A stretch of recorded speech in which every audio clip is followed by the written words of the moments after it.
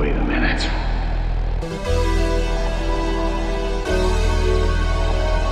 This isn't my world.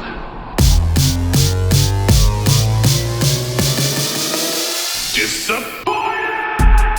Hey, seriously, we actually had a pretty decent amount of views.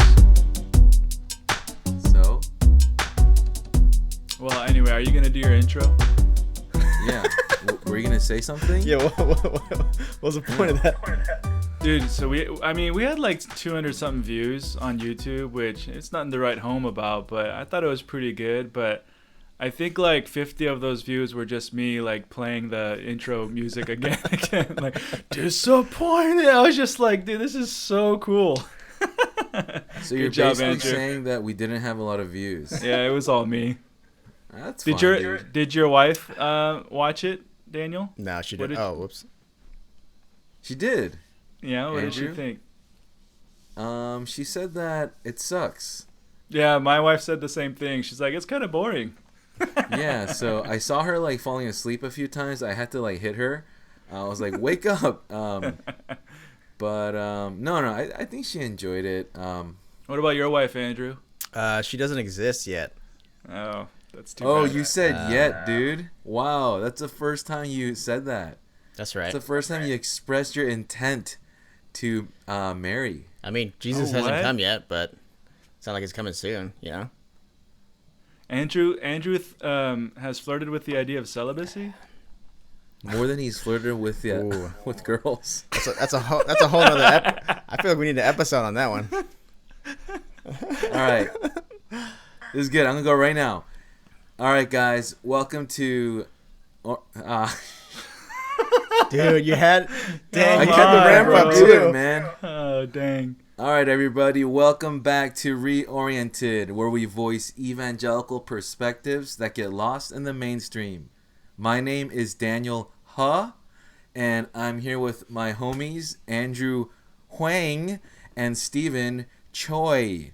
So welcome, brothers. How are you guys? It's How good to come- see you guys again. How come your last name was correct and not ours? What do you mean by that? You know Your exactly last what I meant. name, your last name is the only one that's like clearly you mispronounced the way it's spelled in English. Well, so yeah, I know you guys brought that up last time. So a lot of you guys, some people who know me, you know my last name's spelled H-O-H. And for the longest time, it was Ho. And as you can imagine, you know, I got teased for that. But one day I just thought to myself, like, why can't I just say it how it's pronounced actually? Which is Huh. But it's not spelled that way. Yeah, but I mean, why do like, and I'm not trying to be offensive in any way, but I noticed like my Mexican brothers, Whoa, dude. they could be Mr. Gonzalez or Hernandez or Marquez when it's like Marquez in English. It should be like Marquez or, you know what I'm saying? Like, why do they get to do that? But for Koreans, we have to be so, you know, limited. Like, why are you Choi, Steven? Your last name's not Choi. It's Che. White people can't say that. Why can't they say that? Why is that hard to say? It's Because CH, there's like a soft W that most people can't even hear it if you're not a native Korean speaker. Oh, Che. soft W. That's What? the Yeah. first time I've heard that. Bro, Che. That's bro, nice. you're a soft W. That's all I have to say about that. Andrew, okay? do you speak Korean? I actually don't know the answer to that question. Andrew's I always say I speak survival Korean, Okay. so I could survive in Korea, but So that's why you can't hear the soft W. I haven't heard of the soft W. Now I hear it, but you know, it's the first time I've heard it described that way. so it's like chew, like that kind of, or how is it? No, che. It's not che, it's che. I don't know if, yeah. I mean, if you speak Korean, you can hear the difference. But It all it's sounds not. like It more looks like an Mandarin, R. dude. Yeah, you're adding like I think Mandarin in there. I think you're mixing What? in your Taiwanese. By the way, Che. for all you Heritage, listeners, bro. Steven's not that good at Korean. Steven's, you're acting like an expert right now, bro. No, but I can say my last name correctly. Can you though? Check. Yeah, so fine. For the record, guys, HOH, ho, ha, whatever's fine. I'm comfortable in my own skin, in my own name, but I like saying ha. That's my actual last name. So today, I'm excited for our guest, friend of Steven and mine. Just an awesome guy. His name's Andrew Park, and he's an epidemiologist, and I'm just excited to really get his perspective on everything that's going on, because there's just so much, I think, so much confusion, that can maybe we experience in the media and whatnot, and I think it's just great to get the perspective of scientists and expert. I mean, Stephen, I'm sure you're excited as well. But the guy. But yeah, let's just get into it. Let's get into the interview. Bro, your thigh slaps are really aggressive. Are you serious? All right, now let's get into the interview.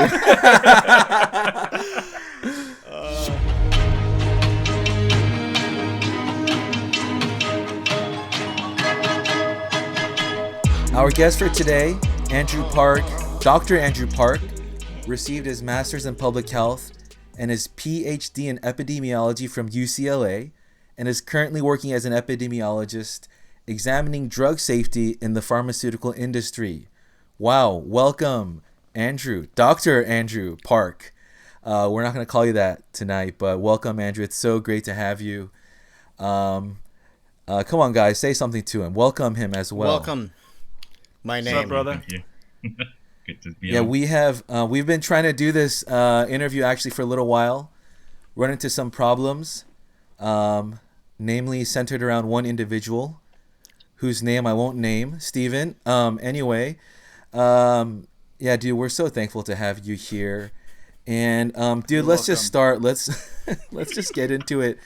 Hey, man. I don't know about you guys, but I feel like actually a lot of people don't really know what an epidemiologist is or does, or some people might not. Tell us a little bit just about what you do.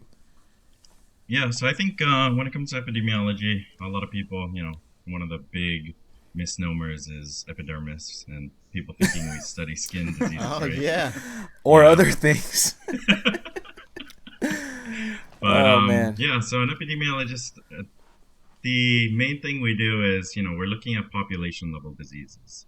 So, with doctors, generally you're looking at individual patients and a single person at a time. For us, we're looking at what's happening at a macro level, what's happening, within countries, cities, or even, counties, or however you want to break it down. But we want to look at kind of the statistics and kind of the larger picture. So, All right, let's get into this then. Andrew, from your perspective, rate America's response to the pandemic. Dang, This hot off is- the gate, dude. yeah. Come on, dude, let's just get into it. Nice. Like, everyone's talking about questions. this. That's what everyone's fighting about. Mm-hmm. How are we doing?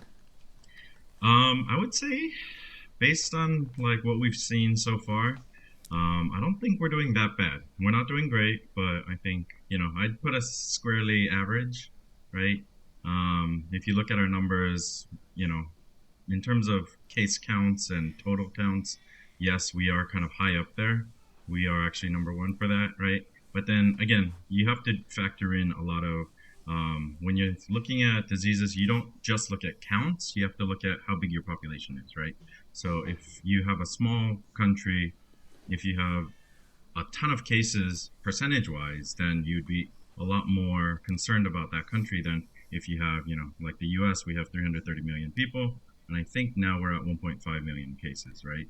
So that's around 0.5% of the population has it, at least based on the testing that we've done.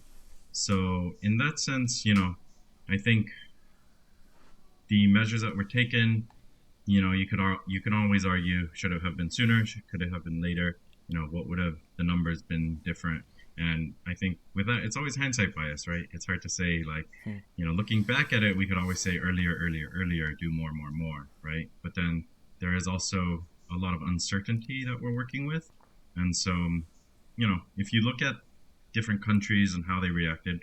I think Singapore was one of the first to start locking down. U.S. was not all that late, but again, it wasn't, one of the first to do it. But for me, I found it interesting because if you look at South Korea, they actually didn't block travel from Wuhan until after Wuhan had been locked down already from China, right? So it didn't really do much to lock down. And a lot of South Korea's, they're being able to do so well with the disease was individuals, people just chose to stay home. People chose, they wear masks already. So a lot of hygiene and things like that are different than the US. And so I would say, I think you could break down the question into how do you think the country is doing, like as the individuals, the people of the US, or how do you think the government's doing? And so I don't know if you have thoughts on either of the two. What are the numbers for those two categories? What do you mean? In terms you of mean rating. like the ratings? Yeah. I think the population's definitely going down, as we see what people are doing. Yeah. As this stay-at-home order progresses. But, government-wise, again, maybe like a 6, 7, 5. For sure. So Yeah. I think that's kind of like, I guess it's kind of surprising that you would, rate it as average rather than, I think a lot of the news coverage is like that it's really poor.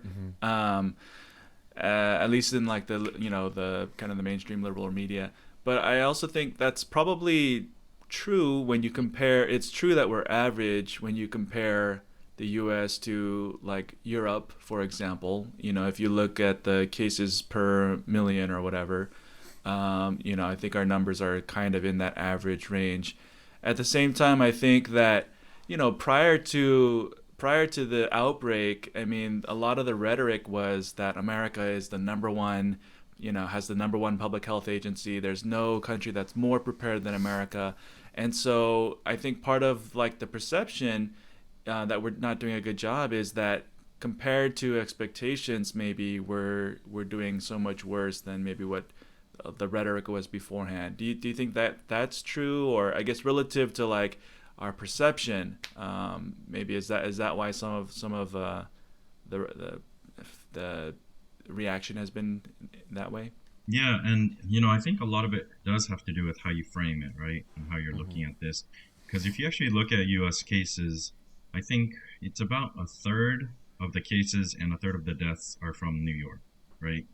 So if you just take New York out of the picture, that's a huge number of cases and deaths that we don't really account for. So at the same time, I think there's also, what level of government are we talking about? Are we talking about the federal response, the New York, like the city responses? I think one of the big problems with New York was they started sending people home, especially elderly people, back to the nursing homes, even though they were sick, right? And this was before they really understood. And so there's, a lot of clusters of deaths in nursing homes all across New York.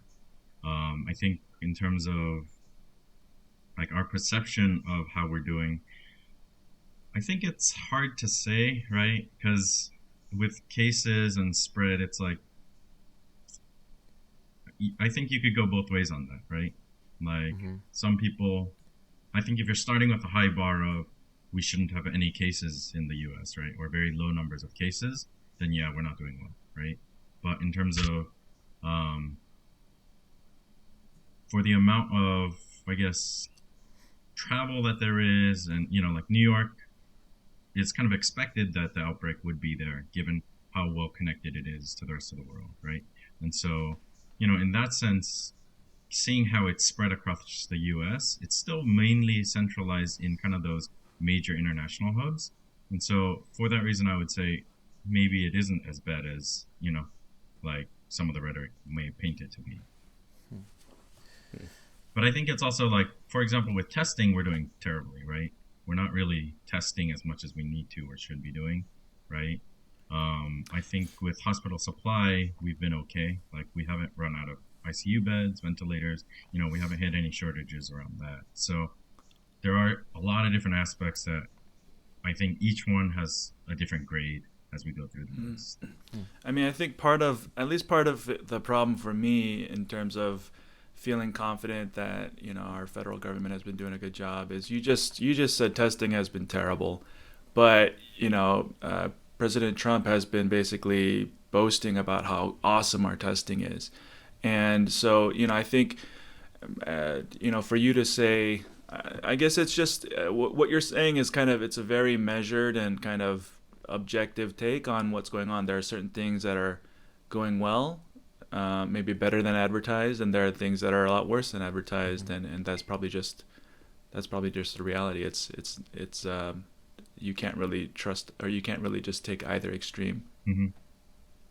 Yeah, and I think it's good to listen to both sides, right? Like, what are they saying is good? What are they saying is bad? And then from there, try to find what's the truth, right? Because it's not the end of the world here, right?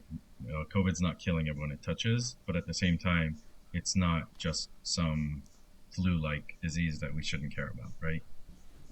I'm still a little bit like stuck on that. You would say that that America's performance or response has been average, just because here in Asia, like so many of the countries are doing, like, have a much better handle on the numbers. I mean, I happen to be very aware of what's going on in Taiwan because that's where I am now, and then also in Vietnam because that's where I live. And Taiwan has had seven deaths, and then Vietnam has had 0. And Vietnam shares a land border with southern China. Taiwan is very culturally, politically, economically tied with China, and so even places like South Korea that had sort of like an explosion, they've been able to kind of bring it back down. So yeah, I guess talk to me a little bit about, like, well, I guess if we compare America with Europe, maybe we're doing average, but compared to Asia, it doesn't seem like we're doing so hot. Like, how do we think about those dynamics?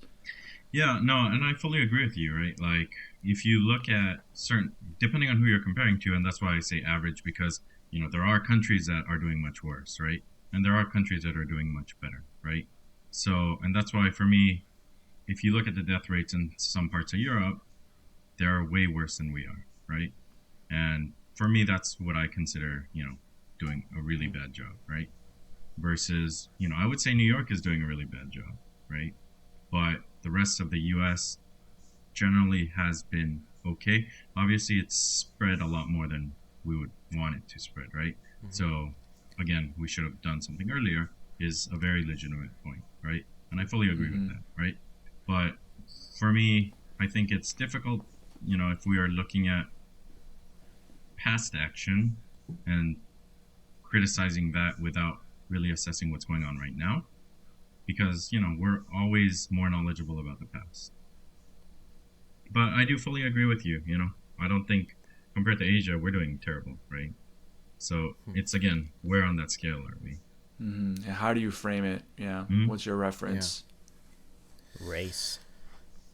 Yeah, so it sounds like you're saying Asians are better.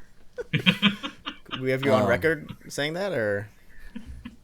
Yeah, we'll send all these sound bites to your company and whatnot. So, okay, I mean, that's cool. Yeah, let's move on then.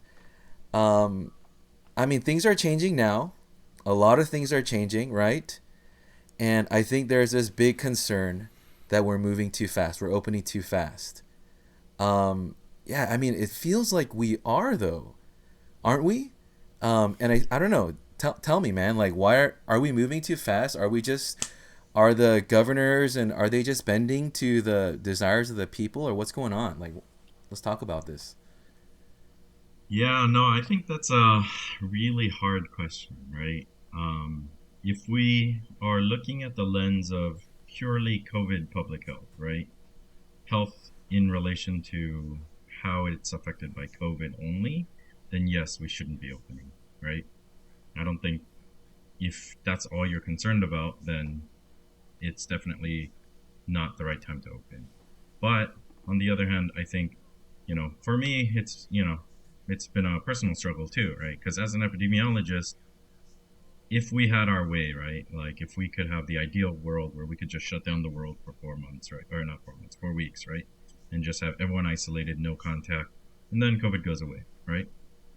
But that's not possible, So within the realm of like, people who can't pay for food for a month, right? People who have trouble, if they without their job, their paycheck doesn't allow them to buy food or whatnot, then for me, I don't have those problems where I don't have to worry about where my next meal is coming from, or my job is stable, and so for me, it's easy to say stay at home, right? But if we look at, I think there's a lot of like the economic costs, right? The mental health costs, and I think, I was watching the last episode of George, and I think you guys talked a lot about the fear of COVID, but I was wondering, what his opinion would be on kind of the depression and suicide aspect of this, because one of the stats that I heard recently is the call volume to suicide hotlines has increased by 8,000%. Oh, right? wow. That's And, insane. That to me is like kind of it's shocking, right? And if we're considering all the different health issues, right? Annually, heart disease kills about 650,000, right? Cancer is about 600,000, which means if you evenly spread it out across the year, a 3-month period is, let's say, 150,000 cancer cases, right? And if we're delaying detection, treatment, things like that, then I think there are a lot of unseen costs that we may not be able to fully quantify right now. You mean if we're delaying? You mean delaying cancer treatment or tests because of COVID? Yeah, right. I see. Because you're stuck at home, right? Because you're Yeah. more worried about going to the hospital and being exposed to COVID, or you're delaying kind of routine care, right? Like routine checkups have declined significantly since the start of COVID, right? There's a lot of telehealth, but again, I think the amount of treatment people are getting just on a regular basis has gone down. And if that's the case, for example, with a aggressive cancer, 3 months is a very long time, right? Some of the most aggressive cancers, you'll get timelines of like 6 months to a year to live untreated, right? And so with those kind of statistics in mind too, if we're just thinking about staying at home, for a very prolonged period, I think there is a time where we should start weighing other costs, like the economic costs, right? If we're saying that one of the recent articles I read quoted about 100,000 businesses, small businesses, have gone bankrupt in the last, since we started kind of the stay-at-home orders. And with stress and all that, like, what are the consequences that we can't measure easily, right? COVID is generally easier to measure. So I think those are all things we need to consider, and it gives me pause to say, we should stay locked down indefinitely until it goes away. Yeah, that's helpful, man, because I think there is that reality for a lot of us, probably a lot of our listeners too. Like, we can stay at home, right? And I mean, I confess, and I get really angry when I see people protesting and things like that. I mean, I think sometimes I'm definitely justified to be angry. I still don't think you should be protesting like just because you can't go to the beach. No offense to anyone who's listening. That's my opinion. I fully agree with you. Yeah, like, but if it's a selfish reason, then it's like, just stay home, right? Like, yeah, I want to go to the beach. Okay, well, just stay home. But it's like work or survival related, then it's harder. But I think it's really important to make that distinction, though, Andrew. It's like you're not saying okay, like, it's basically you're saying there are legitimate reasons, right, that people need to be outside or whatever, kind of for like the well-being of society, actually. Right. Not just about like my right to like go play somewhere. Or inconvenience, Yeah. or And like I think, haircuts, right? Like, you really need a haircut. By the way, Daniel, is that why you're wearing a hat? Bro, my Did you have hair, your COVID hair? it's a COVID mane right now, dude. It's untamable. Yeah, I'd like to say there's an epidemic of bad haircuts right now because people are doing, home cuts left and right and shaving their heads. So Dude, those are badges of honor, though, right? Those ugly haircuts. I love that. Or stuff like this, you know? yeah. Oh, put it back on. Joking aside, I'm glad you pointed that out, Stephen. Yeah, I think it's important to make that distinction. That's so important. But it's also interesting, and I think it's important that to be aware that it's more complicated than, hey, just stay at home because people are dying of COVID. I think that's what you're saying, right? Yeah, and I think there is some of that messaging around like you're like a selfish murderer if you want to go out, right? I think that doesn't help either, right? Yeah. Where it's like there are vulnerable populations that we need to protect, and if we're not, trying to get outside for selfish reasons, then, I think it's harsh to say that to someone, and if anything, it puts them even more against you, right? Like, I don't know, like when's the last time you calling someone like like stupid or a murderer, helps your case? It rarely ever does, right? Unless it's a really All the good friend. time. All the time. In my feels personal good. arguments. Yeah, isn't that the Christian thing to do, though, is just to call people idiots, So, no, that's really helpful, dude. So, but Andrew, I feel like you're talking about like the people that are working in like the meat packing factories, or these really like people that have service jobs like restaurant workers or grocery store workers. But I don't think anyone's telling those people, hey, you're a murderer for staying at home, right? I think For leaving. Yeah, that's what I mean. I mean, I think where most people would say the problem is people that don't really have an essential reason to be out or to be at the beach or to be protesting at the state capitol or something. Isn't that what we're really talking about? Yeah, ideally that's who we're talking about, right? But I think in our world today there are so many generalizations that I feel like those get conflated. Now, hopefully, everyone who's listening and, all of us, we're all seeing it from that angle of, yeah, if you're not essential to be outside or, leaving your home, then that's the message that, like we want you to stay home. But I think often that gets lost. Hey, Andrew Huang, is your mic on? Like, what's going on? Yeah, it's on. Quiet over there. Say something, bro. I'm just a good listener. No, you're not. You're a terrible listener, dude. Yeah, you're right. Always interrupt me when I'm talking to you, dude. No, Do you have anything that you want to say or ask or add? No, I think it's been helpful. I think I was, to be honest, I was on like a weird, what is it? I was like, anyways, I was watching the news today, and then they always put up the same county like cases numbers, and then every day my dad's like, how do we know what's different? Right? Like, why do they keep showing us these numbers? Like, how are we supposed to know what the change is or something? And we always talk about like they should have % change on like what's the difference. I see. And like I feel like today was the first time where they showed the cases by month, and then for LA it was going down. And so since today I was like, oh wait, it's not too bad.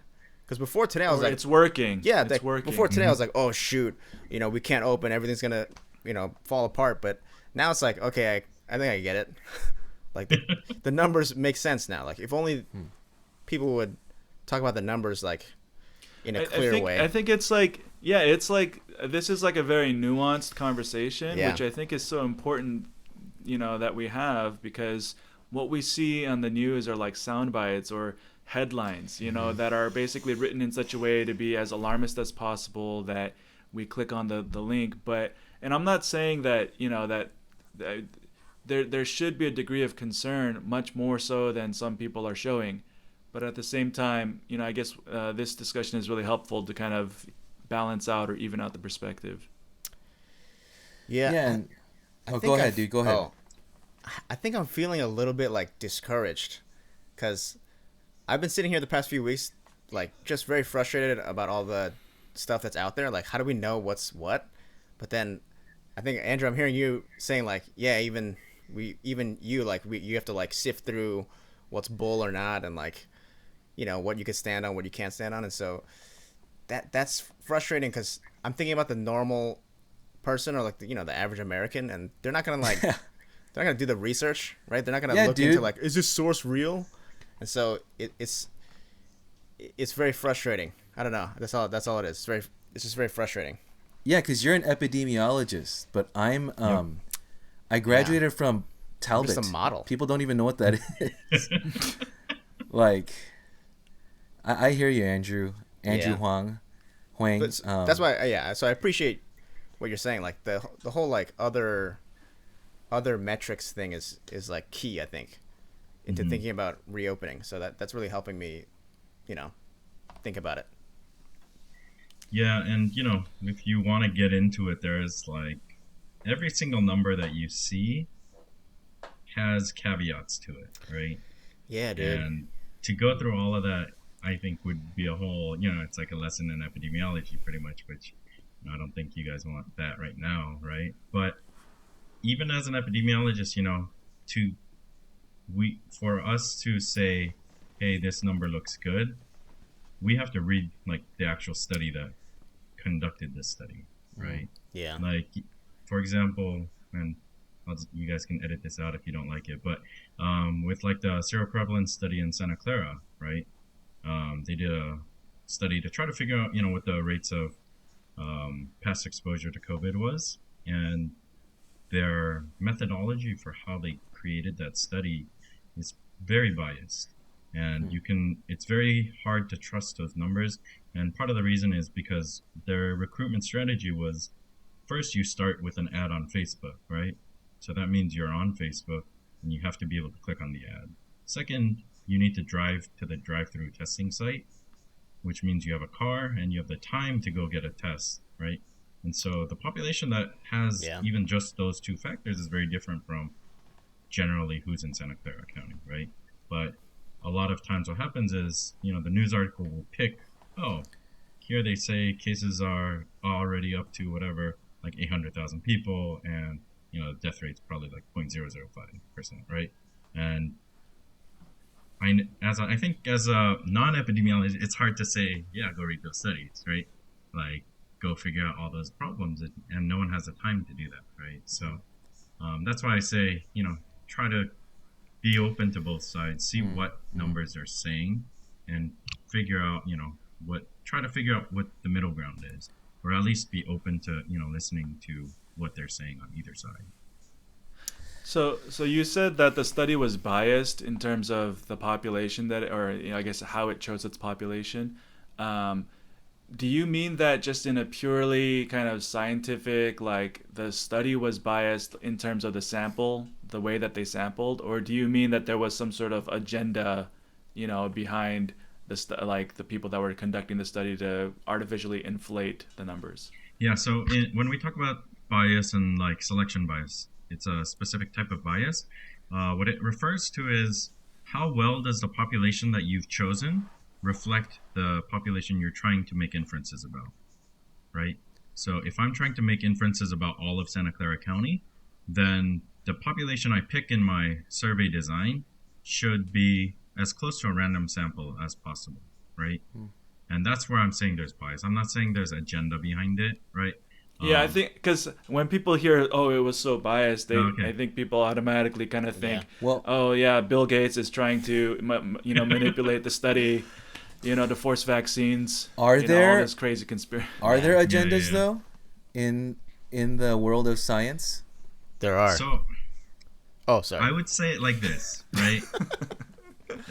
One of my professors, he always says, anyone who says the data speaks for itself is, in a sense, lying, right? Because data don't speak. Numbers are numbers, right? Data doesn't speak. Data's plural. No, he was. No, keep going, dude. Andrew Keep was right. going. I thought he was like pulling ebonics on us a little bit, like emphasize his point. I totally thought you were also doing like ebonics. No, that's proper grammar, dude. Actually, Get off him, bro. Actually, the singular form of data is datum. Yeah. That's right. You datum. You're a datum, dude. Dummy. I'm sorry, Andrew. My apologies. Hey, No worries. hey, for the record, guys, data don't speak. All right. Is correct. That is correct. Correct. Yeah. Well, so people can have agendas, do you think? You have to say yes or no so that the conspiracy theorists know what to do. The conspiracy theorists need an answer. I would say They already have their answer. Yeah. It doesn't matter what Andrew's gonna say. How about this last question then? Last question, dude. Churches, man. Why are they so far behind in terms of reopening? I mean, just in case, I wonder if some of our listeners, this is relevant to a lot of our listeners. And as church leaders, I know there is a sort of tension that I've heard amongst pastors, where it's like this tension between listening to the government, right? Submitting to the government, obviously being concerned with people's welfare, but also kind of wondering if maybe the government's being a little too strict, if that makes sense, in a way that's unfair. Could you speak into this a little bit? Why are churches maybe more high risk, and what's going on with that? I think, part of the thinking behind churches is more about gathering size more than anything else, right? As well as kind of the activity that you're doing when you're in church. Church being, in a building, right? Not the biblical sense of the church, right? So if we're talking about Sunday service, then you have a lot of people packed into one space. And, for example, if you're singing, right? Singing or conversing, right? You're increasing the amount of exposure that people are getting. As an epidemiologist, it is, there was like one super spreader event where it was like a choir practice. Where Dude. at the end of it, I think it was like 80+% got infected. Wow. Dang, I think it was dude. Washington. Whoever. Yeah. Man, that's a loud choir member, bro. It was white people in Washington. Oh, dang, dude. At least they're take it- singing passionately. They take it serious, bro. That's faith. Yeah. So, like with that kind of thinking of, how much are you expiring, right? The different particles, and there's still a lot of unknowns around the particles, right? Like how big is it? Even cloth masks, right? Like how effective are those, right? There is mixed data on those. If it's a properly fitted N95 mask, then that's another question altogether. But, it's because there's so many questions, it's like, I would ask, what is the need to meet in such a large group? Like if you have small groups, I think that small groups naturally lend themselves to, a safer way to meet while still having church. Just because there's less people? Fewer people, you have fixed people, right? It's the same group of people. Yeah. You have, and generally you're meeting about a week apart. So if you have symptoms, right, then ideally you would feel them sometime pretty, you'd be aware of them sometime between meetings. So you're not going to the next meetings, while you're infectious. So the fixed aspect is important too, to go back. Yeah. So you probably wouldn't recommend like mixing like constantly or something. Yeah, Like so someone the wanted to idea like is mix up small limiting your groups. exposure, right? The fewer number of contacts you have, the less likely you are to get COVID, right? It's just limiting exposure. Yeah, I guess so. Just, as there are churches that are going to be kind of reopening or whatever, I guess what general guidelines, if you could just kind of distill it down for those churches that are going to be reopening and meeting in person, what would be some good guidelines to give to those churches? I think, my thoughts would be around minimizing the exposure, right? So tight, small enclosed spaces, right? Like how big is your sanctuary, right? Are you in a small packed room and you're packing it full? Or are you in, you have huge ceilings, or are you meeting outdoors, right? Like generally outdoor exposure, so far there's not much evidence of it, right? Most of the clusters that we're seeing are, family members, homes, workplaces, travel, like enclosed spaces. So if you're somewhere where you're able to have fresh air in between you, then all the better, right? And obviously distancing, limiting the number of people if possible. And then always, being very mindful of anyone who's at high risk, right? I think the numbers generally are around like 60 to 80% are mild asymptomatic, right? But of that 20 to 40%, who get hospitalized, and if you're on a ventilator, the case fatality rates once you're on a ventilator is pretty bad. But part of that is due to the fact that they wait till the last minute to put you on a ventilator, right? So, elderly, the whole list of comorbidities that they talk about, right? Like heart disease, kidney disease, diabetes, obesity, these are all different ways that you can help limit severe, consequences for your church's big thing. So the scriptures tell us to greet one another with a brotherly kiss. Yes or no? I'll leave that up to you. Also, before we close, one more comment. You said that there's question about the efficacy of face masks. Are you telling me that my BTS face mask isn't going to save my life? With cloth masks, I think the thinking around it is it helps prevent the spread of it, but it may not protect you from it. And so don't change your behavior just because you have a mask on.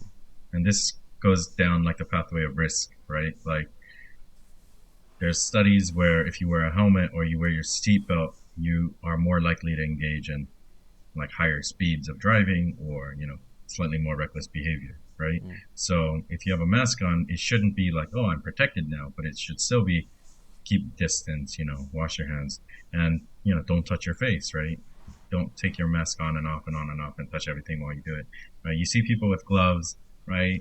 They like take off their glove, play with their phone, put the glove back on, and it's like, that's not how it works, right? So Can I just share a mask thing? Like seriously, my kind of concept of I feel like the thinking around masks in the U.S. is very much, okay, this mask is gonna protect me, but I kind of don't think that that's the point from a public health perspective. Like when I came to Taiwan in January, there were 0 cases of coronavirus, but they were already screening at the airport. People were wearing masks, and honestly, I thought it was like so stupid and excessive. Like, why are you so afraid that you're wearing a mask in public when the chances of getting it are infinitesimal? But like, I've come to realize actually that in Asia, the concept of mask wearing is some of it is about self protection, but a lot of it is actually about kind of preventing the spread on a community. That's like you're preventing other people from getting it from you in case you have it, and I feel like that kind of thinking is actually still lacking in the U.S. People are still thinking about it in terms of this is a prevention measure rather than a protection. It's protecting me rather than preventing others from getting it. Yeah, no, I fully agree, but I think with, for example, the cloth mask, the idea is put it on because if you're infectious, right, like you said, it's in hopes that it'll limit the amount of spread that you have. And so that's why we still recommend wearing it, because, hopefully it's capturing some of the particles, at least the larger particles. Yeah, so all joking aside, guys, please wear your masks when you go out. Not for yourself, but for others. Andrew, thank you so much for your time, dude. It was awesome. It was informative. I've learned that anytime I read any news article with any numbers in it, I'm going to call you and ask you to interpret the numbers. Let's give his personal contact info. Yeah, so we're that gonna post your phone number. Description. So if you need any help, but yeah, joking aside, I think it's important that we're humble with how we, are in terms of our perspectives and whatnot and our opinions. But we can talk about that later. But Andrew, thank you so much. It was our pleasure. I hope you had a good time. Yeah, Thanks man. for having me, man. Absolutely, dude.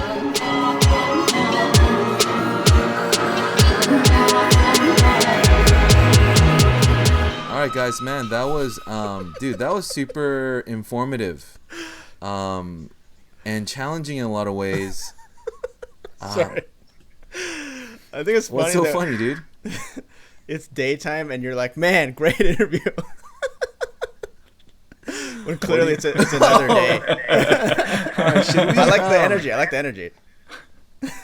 I mean about yesterday's interview, Yeah, dude. yeah, That yeah. was awesome. That's good. I was thinking about it this whole time. I sat here since yesterday and I was thinking about it and processing. That's good. And I right now I respect that. came to the conclusion, I respect that. dude, what a great interview. Yeah, okay? yeah. So, I mean, we've all been sitting here the whole time, haven't we? Yeah, I haven't I've gone to the bathroom. Yeah, I mean, what are you guys' takes though? Let's talk about it. I want to hear what you guys have to say. You guys being the intelligent people that you are. Shoot, someone go first. Go ahead, Andrew. I'll go first. Again, that was a great interview. I appreciate myself for joining. I think, I don't know, this is kind of just echoing what I said during the interview, but yeah, I just felt kind of, felt a little bit frustrating that even a guy in the field, his whole thing was like, all the stuff that's been coming out, you really have to analyze and like know what the numbers mean and know what the sources are, and so you can't trust really any information that's like any of the facts that are coming out about it, because it really depends on the presentation of the data.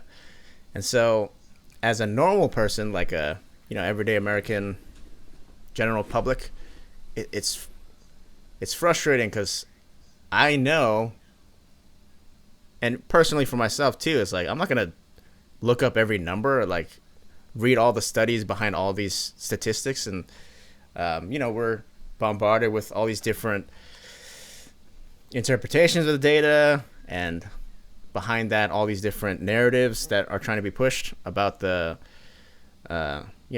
about the pandemic. And so it's been just going through it, it's been frustrating, and even hearing Andrew talk about it made it more frustrating. So I'm like disappointed at the state we're in, and how challenging it's going to be navigating, figuring out what the truth is. I mean, just to bring it home to like our neighborhood, like truth is very important in the Christian faith, right? That's like a foundational thing, like truth and grace. That's like Jesus's MO. And so when truth is so convoluted and so tainted by people and by, personal opinions, I think it's then hard to not only act on it, but know what to do as Christians in this world if we just don't even know what's going on, what the situation is. So, yeah, all that to say, it was quite frustrating. It was helpful, but frustrating. I really appreciate what you're saying, Andrew, and like, yeah, it resonates for me. I think I had a slightly different reaction. So initially, when Andrew said, the first question was, how are we doing? And then Andrew said average. And I'll just be honest, my gut reaction was kind of to be a little bit angry and frustrated. Like, what do you mean average? That's, it's not, I guess, what we've been hearing.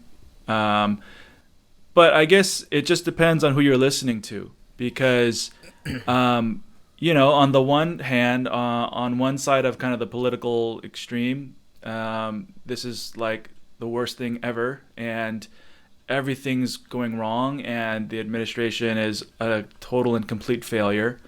And then on the other side, couldn't be better. This is President Trump said that it's a badge of honor that we're leading the world in cases, because it's a testament to how well we're testing, And to me, actually, the fact that he said actually our, performance as a country or at the federal level is average was very clarifying, because I think that's actually what the data says. Yeah. We're not doing as good as a lot of the countries in Asia. We're not doing as bad as some of the smaller countries in Europe. We're kind of in the middle of the pack with some of the larger countries in Europe and maybe around the world. So, I mean, I really appreciated what Andrew said. And, at times the interview was a little bit nuanced or kind of high on information or technospeak, but at the same time, I feel like that's it's a complex issue, and it's not so easy to kind of answer these questions. There is an answer, but to arrive at the correct answer is difficult. And so, yeah, I guess I just really appreciated that perspective, and to me, it just goes to show that, the information that we consume is actually very politicized, and we need to have kind of sober-mindedness and a critical lens, not in terms of like criticism, but just critical thinking, and be discerning about what we're consuming and how we're processing it. Because not to, I don't want to sound like a whatever conspiracy theorist or whatever, but I mean, the media outlets that we all read or listen to, they all have different slants or biases, and we should just be aware of that and do our best to filter through the information and do the best that we can. So, okay, I mean, I've been thinking a lot about media, right? We live in an age where information is so easy to proliferate, and we also live in an age of extreme individualization and personalization of media. Back in the old days, television had 3 channels. Everyone basically was watching the same thing at the same time. And now we live in an age where, media and content is personalized. There are, machine learning algorithms that basically track your clicks and your preferences and your likes to give you exactly what you want to see all the time. And, to not even bother you with content that you don't want to see, whether it's on YouTube or Facebook or Instagram or Netflix or whatever. Even your news is the same way on Google News or whatever, right? Or even if you're reading like news on newspaper websites, every single media outlet has a niche in the market that it's writing to. And so I think that's the reality of the time that we live in, and we need to be sober-minded Christians. And I guess to the church, I feel like one thing that we need to like really take away from this time is we can't be so like we can't think that one specific media outlet is going to give us the unadulterated truth. That's just, I think it's foolish to think that way. I was on Facebook this past week, and I saw a pastor who posted, "I'm tired of fake news all the time. I'm subscribing to this awesome news site called the, straight reporting, no bias, whatever." The is like affiliated with the Chinese cult, whatever. You see their billboards. They're the people that spin plates and whatnot. But they're a persecuted kind of religious group in China. But this news site that they produce is basically a way for them to get their agenda to the public. And the fact that like this pastor was saying basically like this is the media outlet that I'm going to trust for my view of the world. I mean, it just kind of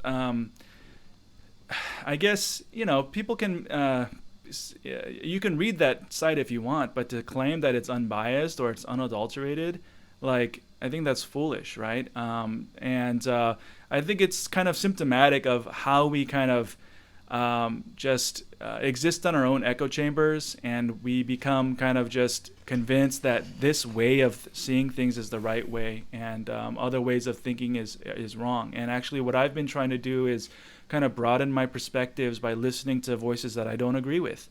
And that's why I appreciate having this show. That's why I appreciate talking to you guys. I don't always agree with you guys or even surprise, surprise.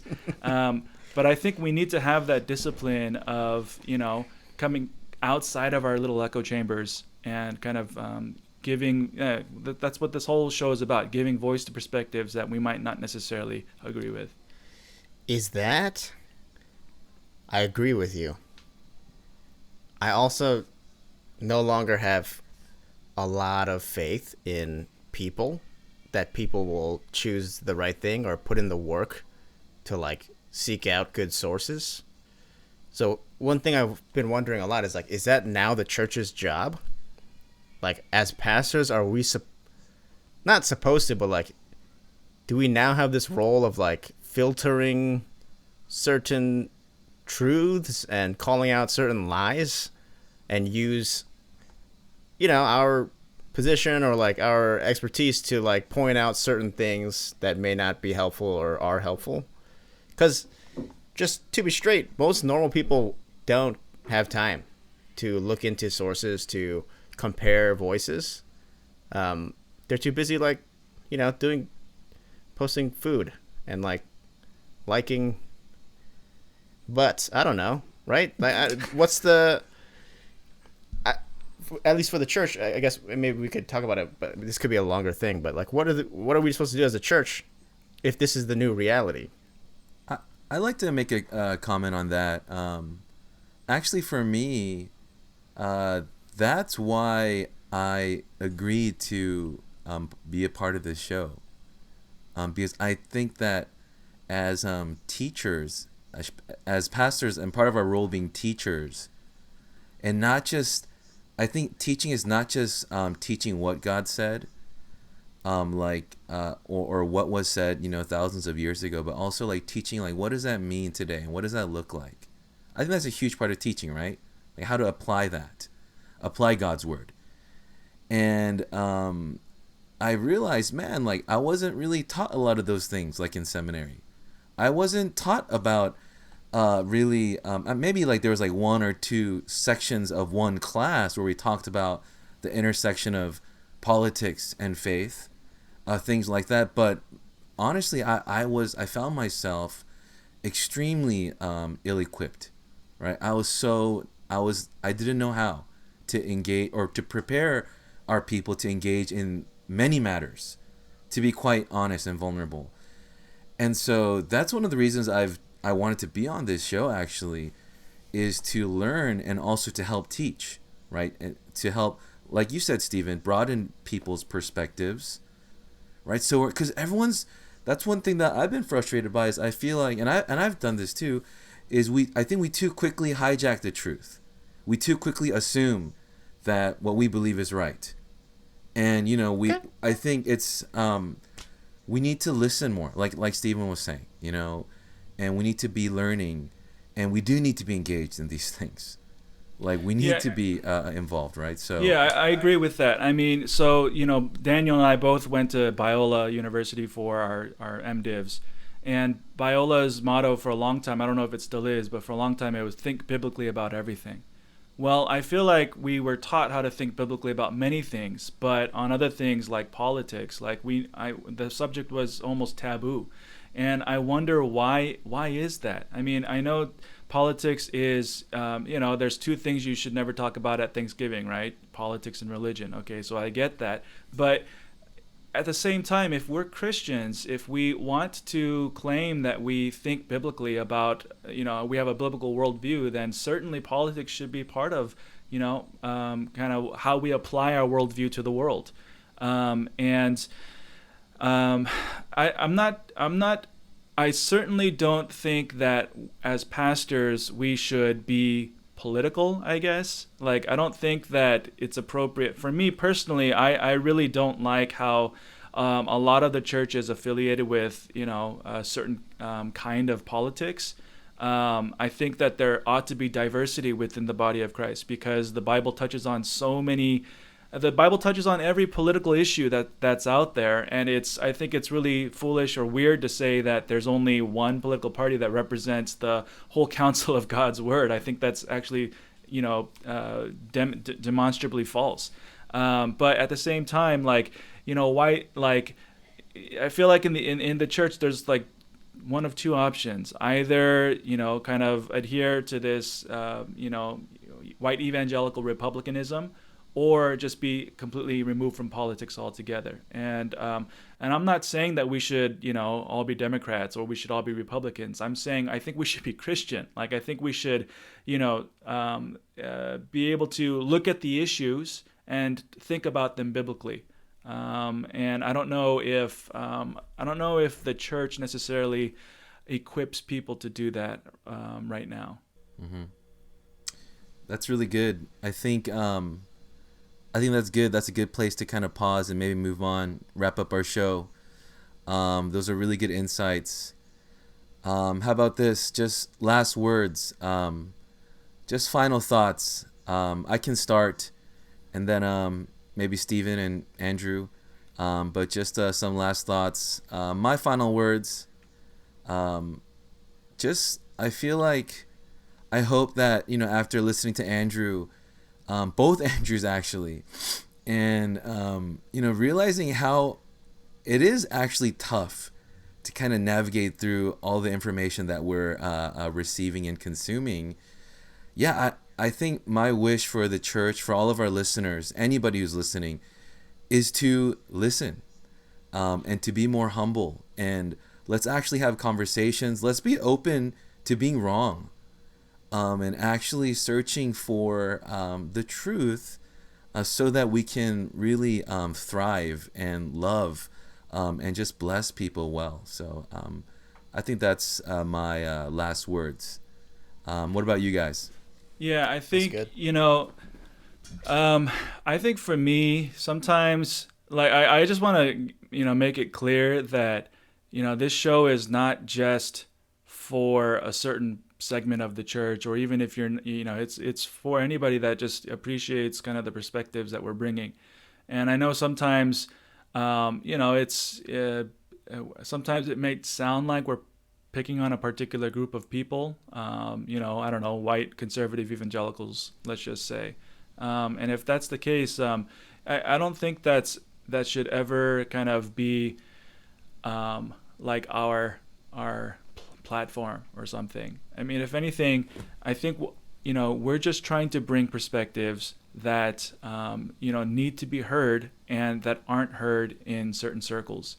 And surprise, surprise, we're Asian, and so I think we don't kind of our experience and our perspective is different. Even our experience of church and what it means to be a Christian, evangelical Christian that's committed to the Bible as the Word of God. Kind of what that means and how we apply that to the world. It's different because of our cultural and whatever upbringing, our church experience, and so. Yeah, I mean, for everyone that's out there, kind of wherever you're coming from, I hope that this is a place where you feel like you're learning something. We welcome everyone to, kind of participate in this process, and hopefully we can learn from each other. And honestly, if you guys want to dialogue with us, please reach out. I mean, our contact info is available.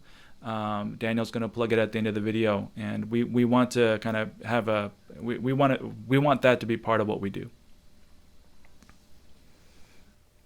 Nice.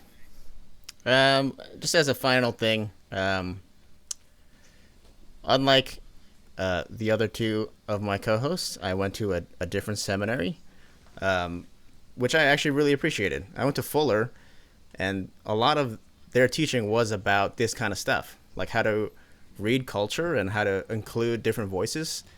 And I know Fuller gets crap from a lot of more conservative places, and if you have a problem, just come talk to me. I would love to talk to you, and we maybe swear. But one thing I really appreciated about my time there was that very thing of listening and even looking at different traditions, Christian traditions, to see how they felt about certain issues. And so I am very happy to be doing this kind of thing on this podcast, where we get to, invite people that may not align with us politically or even religiously. And so I think this is crucial, just in life. One thing I'll end with is, I had a professor say once that with culture, it's just as important for Christians to read culture, not just read the Bible, but we have to also read and analyze culture in the same way that we read the Bible. Because if you just do Bible, you're just in this esoteric space of just theories and abstract theologies, and like you're just in like a philosophical world. No one likes hanging out with philosophers because all they talk about is highfalutin things, and it doesn't make sense, right? It's not on the ground, and so it's just as important to read culture and your location and your place in time, because that's how we enact love and grace and truth and connectedness. That's awesome, dude. Thank you for that. Yeah, maybe Biola's motto: think biblically about everything. Not just certain things, but how do we actually apply those things and engage those things into the culture? Read the culture, know the culture, be aware.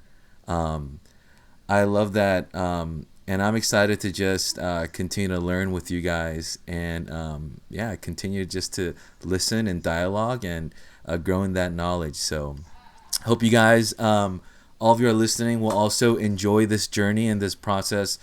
I hope this episode was helpful to you.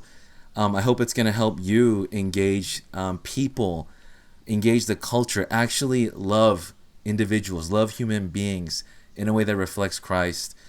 And so thank you guys for tuning in. Thank you guys for being with us. If you want to reach out to us, as Steven said, there's links below on YouTube, and you can reach us through that, and please do so. Please feel free to do so. Please subscribe. Please hit the like button. If you're listening on the audio only.